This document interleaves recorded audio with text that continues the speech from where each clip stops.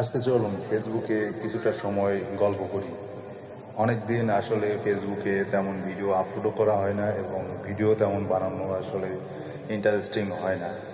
কারণ যদিও সময়ের অভাব, যেটাই করি না কোনো ব্যস্ততা আমাদের সব সময় লেগেই থাকে, তারপরেও অনেক চেষ্টা করে অনেক সময় ভিডিও টিডিও বানাই, কিন্তু যদি ভিডিওতে ভিউ না আসে অথবা আসলে আমি যখন কথা বলবো সেই কথা যদি শোনার মতো কেউ না থাকে, শ্রোতা যদি না থাকে, অডিয়েন্স যদি না থাকে, তাহলে আসলেই কথাগুলো বলার উপরে আর ওই রকম আকর্ষণ থাকে না। তো এই জন্য মেন বিষয়টা হচ্ছে যে আসলে শ্রোতা কারা। যারা শ্রোতা তারা যদি নাই শোনে, আমি অযথাই শুধু বক বক বক বক করে গেলাম, কিন্তু এটা আসলে শোনার মতো কেউ নেই। এই জন্য আর আসলে পরবর্তীতে কোনো ভিডিও বানানো বা আসলে কিছু বলার তখন আর এই মন মানসিকতা আসলে থাকে না।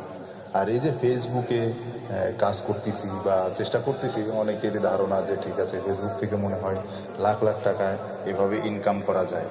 আসলে কি তাই? হ্যাঁ, যারা প্রফেশনালি এটা করে তাদের তো অন্য হিসাব নিকেশ তারা করে, কিন্তু আমাদের তো আর এই বিষয়টা প্রফেশনাল না, তাই না? আমরা কাজের ফাঁকে হয়তো ফেসবুক চালাই, তো আমি সেখানে হয়তো দু একটা ভিডিও বা আপলোড করতেছি, যে ঠিক আছে যদি আমরা একটু মনিটাইজেশন করতে পারি সেই হিসাবে করছিলাম।